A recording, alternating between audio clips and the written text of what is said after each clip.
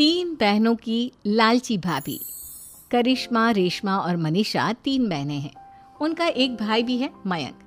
मयंक अपनी बहनों को बहुत प्यार करता है, लेकिन मयंक की पत्नी सविता इस मामले में मयंक से बिल्कुल ही अलग है। वो अपनी ननदों का जितना बुरा कर सकती है उतना बुरा करती ही रहती है और अपनी ननदों पर हुक्म भी चलाती है। करिश्मा, करिश्मा, तुमने अभी तक नाश्ता नहीं बनाया? तुम्हारे भैया को ऑफिस जाने में देर हो रही है। हाँ भाभी, बस अभी बनाती हूँ। करिश्मा, तुम ये ढीलापन छोड़ दो। कल को पराए घर जाना है। वहाँ अगर तुम इस तरह से काम करोगी तो लोग क्या कहेंगे कि माँ ने और भाभी ने कुछ सिखाया नहीं। और तुम्हारी दोनों बहनें कहाँ हैं? अब रेशमा मार्केट गई है और मनीषा सो रही है। क्या? सुबह के 8 बज रहे हैं और ये महारानी अभी भी सो रही है? ये कहते हुए सविता अपनी सास दुर्गा देवी के पास जाती है। माँ जी, देख रही हो अपनी बेटियों के तौर तरीके? क्या हुआ बहू, सुबह सुबह क्या कर दिया मेरी बेटियों ने? अरे एक तो अभी अभी उठकर किचन में गई है, दूसरी सुबह सुबह बाहर चली गई और तीसरी अभी तक सो रही है। क्या करूं मैं इन तीनों का, मैं तो परेशान हो गई हूँ। जा जाकर उठा उसे और रेशमा से मैं बात करती हूँ। सविता सीधा मनीषा के कमरे में जाती है और उससे कहती है, महारानी जल्दी उठो, सूरज सर पर आ गया है। भाभी थोड़ी देर और सोने दो ना, मैं रात को लेट सोई थी। वो क्या ना, यूनिट टेस्ट चल रहे हैं। शराफत से उठती है या नहीं, या फिर पानी की भरी बाल्टी डालूं तेरे ऊपर? नहीं भाभी, मुझे बिस्तर में नहीं लाना, उठती हूँ मैं। मनीषा जल्दी से उठकर बाथरूम में चली जाती है। सभी आराम से बैठकर नाश्ता कर रहे होते कि तभी रेशमा बाजार से हाथ में सामान लिए आ जाती है। रेशमा को देखते ही सविता उस पर बरस पड़ती है। लो, आ गई महारानी। ऐसा भी क्या सामान लाना था जो सुबह आंख मलते ही बाजार की तरफ रवाना हो गई? भाभी, कल आप ही तो चीख रही थी कि घर का सारा सामान मुझे ही लाना पड़ता है, घर में किसी को भी किसी काम से कोई लेना देना नहीं है। अब मैं बाजार जाकर सामान ले आई तो आपको इस बात से भी तकलीफ हो रही है? देख रही हो माँ जी, अपनी बेटी की जुबान कैंची से भी तेज चलती है। और मयंक, आप तो कुछ कहेंगे नहीं अपनी लाडली बहन को? रेशमा, अपनी भाभी से ऐसे बात नहीं करते। चलो माफी मांगो। भैया, मैं क्यों माफी मांगू? आप भाभी से बोलिए ना कि हम पर कम हुक्म चलाया करे। हम इस घर की बेटियां हैं और आपकी पत्नी की ननद है, नौकरानी नहीं। लो कर लो बात। इनकी भलाई के लिए कुछ भी बोलो तो इन्हें बुरा लग जाता है। इस घर में यही इज्जत है मेरी। देख लो माँ जी, आपकी बेटी किस लहजे में मुझसे बात कर रही है। सविता वहां से चली जाती है। मयंक को बहुत गुस्सा आता है, वो भी वहां से चला जाता है। फिर करिश्मा रेशमा को समझाती है, रेशमा, तुम्हें भाभी से माफी मांग लेनी चाहिए थी ना। लेकिन दीदी, मैंने कुछ किया ही नहीं, तो मैं माफी क्यों मांगू? हाँ करिश्मा दीदी, रेशमा दीदी जैसे ही घर में आई भाभी ही उन पर चिल्ला रही थी। हाँ, मैं मानती हूँ कि गलती भाभी की थी।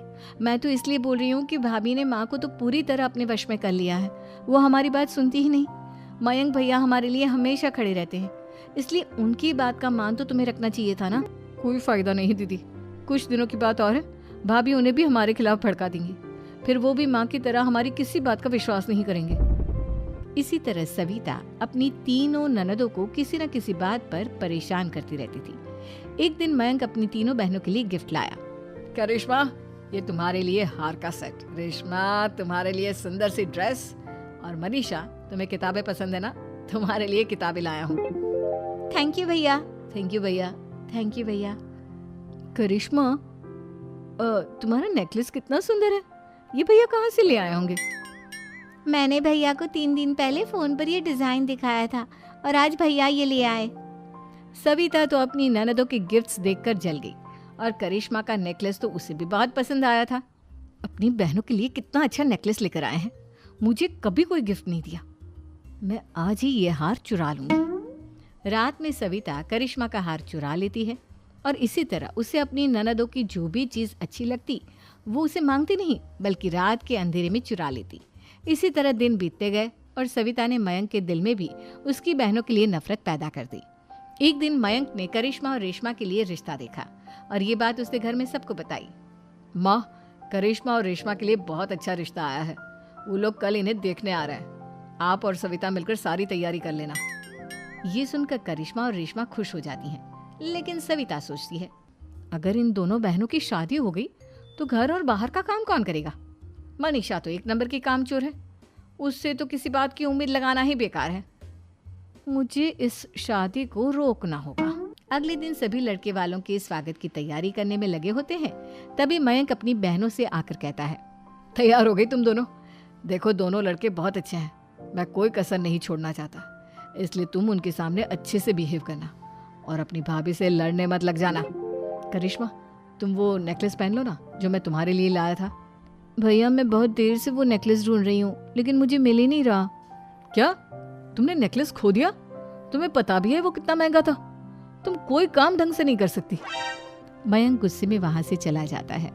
थोड़ी देर बाद लड़के वाले भी आ जाते हैं। वो दोनों बहनों को पसंद कर लेते हैं और रिश्ता पक्का हो जाता है। लेकिन सविता के दिमाग में तो कुछ और ही खिचड़ी पक रही थी। वो पंडित जी के पास करिश्मा की कुंडली लेकर जाती है और उन्हें पैसे देकर करिश्मा की कुंडली बदलवा देती है। जब लड़के वालों के पास करिश्मा की कुंडली जाती है तो वो दुर्गा को फोन करते हैं।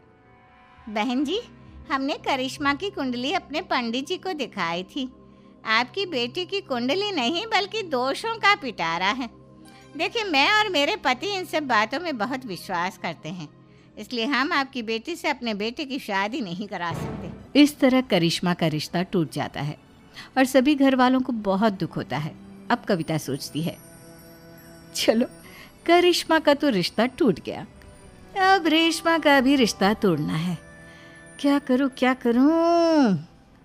अब सविता आवाज बदलकर किसी अननोन नंबर से रेशमा के होने वाले ससुराल में फोन करती है। हेलो, मैं कौन हूँ कौन नहीं ये आपके लिए जानना ज़रूरी नहीं। बस इतना सुन लो कि रेशमा का 2 साल से किसी के साथ अफेयर चल रहा है। बस रेशमा का रिश्ता तोड़वाने के लिए सविता का इतना कहना काफी था। अब रेशमा का भी रिश्ता टूट गया। मयंक और दुर्गा देवी ने रेशमा को खूब खरी खोटी सुनाई और उससे बार बार उस लड़के के बारे में पूछने लगी। आप दोनों मुझे क्यों परेशान कर रहे हो? अरे कोई लड़का होगा मेरी लाइफ में तो मैं बताऊंगी ना, जब कोई है ही नहीं तो कहाँ से लाऊं मैं कोई लड़का? तो तेरे होने वाले ससुराल वालों को फोन किसने किया था? माँ मैं नहीं जानती किसने फोन किया था, मैं सच कह रही हूँ। मैं तो पहले ही कह रही थी इसकी लगाम खींच कर रखो, लेकिन मेरी सुनता ही कौन है। आप चुप रहिए भाभी, ये सब आपका ही किया धरा है। अब तीनों बहनों को विश्वास हो जाता है कि ये सब उनकी भाभी ही कर रही है। तीनों बहनें अपनी भाभी को सबक सिखाने के लिए एक वकील कर लेती है और घर में हिस्सा मांगना। देखो भैया, माँ बाप की जायदाद में जितना बेटों का हक होता है उतना ही बेटियों का, इसलिए इस घर के 4 हिस्से होंगे और हमें अपना हिस्सा चाहिए। मैंने तुम्हारे लिए क्या क्या नहीं किया और तुम इस घर में हिस्सा मांग रही हो? भैया, आप और माँ हम बहनों की कोई बात नहीं सुनते हो और भाभी हमारी शादी नहीं होने देगी क्योंकि उन्हें लगता है कि आप हमारी शादी में ज़्यादा पैसा लगाओगे और उन्हें हम जैसी फ्री की नौकरानी कहाँ मिलेगी। तो हम भाभी के साथ तो रह नहीं सकते, हम बहनों को अपना हिस्सा चाहिए। अरे तुम्हें शर्म आनी चाहिए अपने भाभी पर ऐसा इल्जाम लगाते हुए।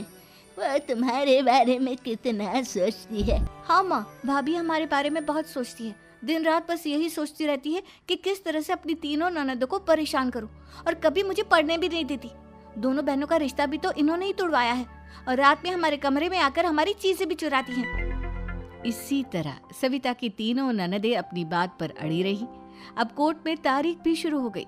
जब सविता को लगा कि उसकी तीनों ननद इतनी आसानी से नहीं मानने वाली, तो उसने अपने पति और सास को सारी सच्चाई बता दी और अपनी तीनों ननद से माफी मांगी।